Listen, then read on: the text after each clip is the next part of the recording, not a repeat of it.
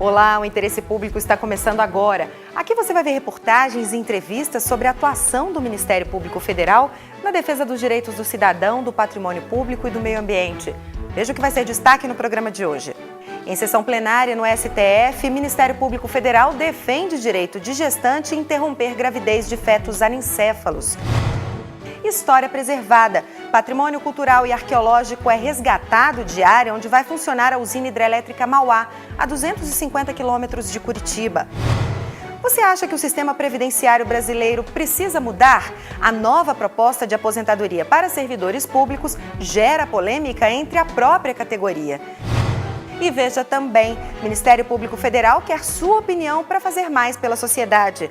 Essas e outras notícias você acompanha agora no Interesse Público, um programa do Ministério Público Federal.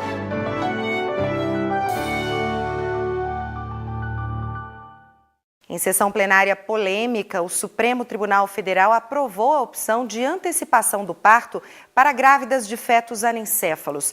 A Procuradoria-Geral da República defendeu o direito fundamental da gestante de interromper a gravidez de fetos sem cérebro.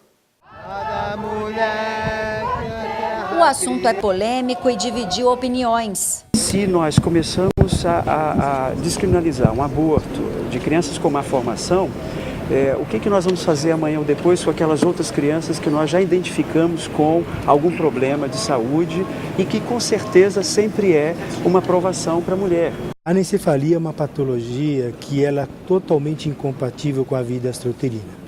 Não tem nem a calota craniana e não tem o cérebro, não tem o encéfalo. Um levantamento realizado na Universidade Federal de São Paulo com 80 nascimentos de anencéfalos mostrou que essas mulheres tiveram graves complicações. A discussão sobre a interrupção da gravidez de mães de fetos anencéfalos chegou ao Supremo Tribunal Federal em 2004 por meio de uma ação proposta pela Confederação Nacional dos Trabalhadores na Saúde. Para a instituição, o direito de escolha da mulher deve ser garantido por lei. A única posição que nós achamos ruim é, num debate de valores e de ideias, um dos lados poder invocar o poder coercitivo do Estado e criminalizar a posição do outro, a posição diferente.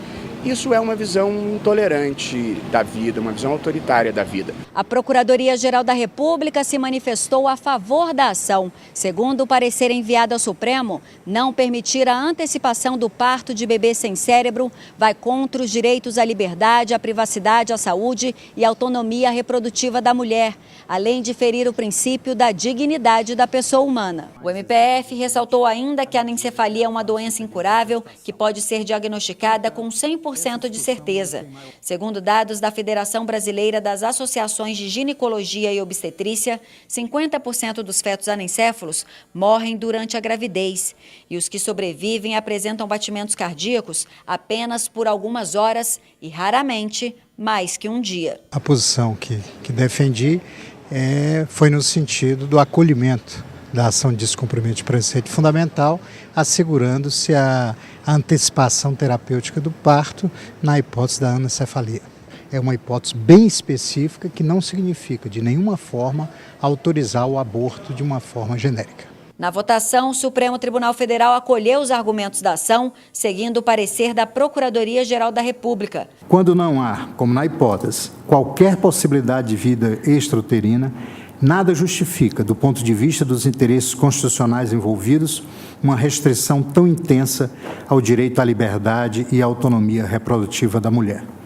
Trata-se de uma restrição desproporcional e desarrazoada a um direito fundamental de elevada importância na escala de valores da Constituição, restrição que não se sustenta juridicamente. Por 8-2, os ministros autorizaram que as grávidas de fetos anencéfalos possam optar por interromper a gestação.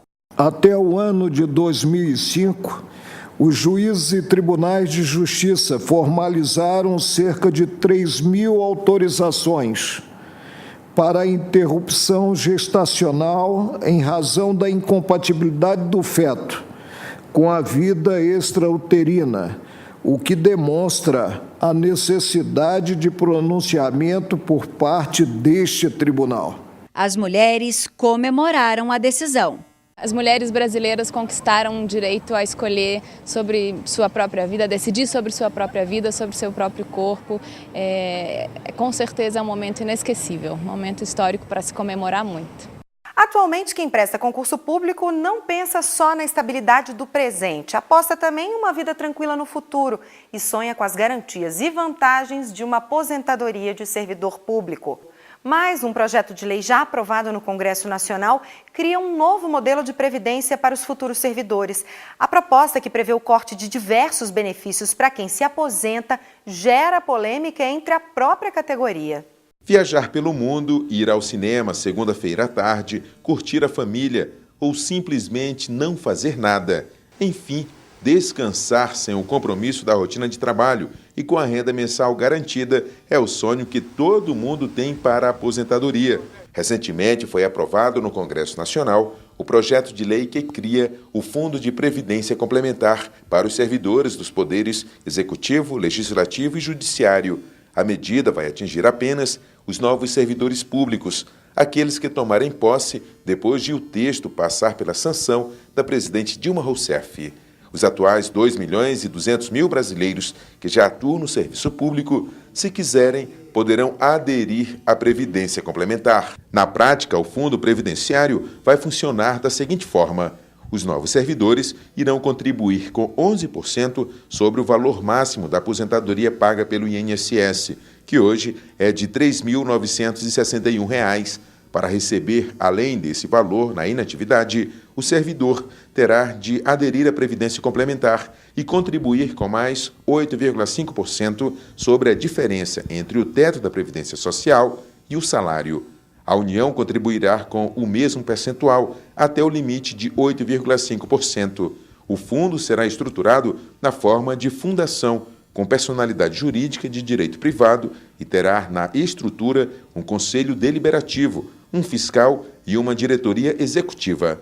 Além do desconto de mais de 8,5% com a norma, os novos servidores públicos terão de contribuir com o Fundo Previdenciário por 35 anos para ter direito à aposentadoria complementar.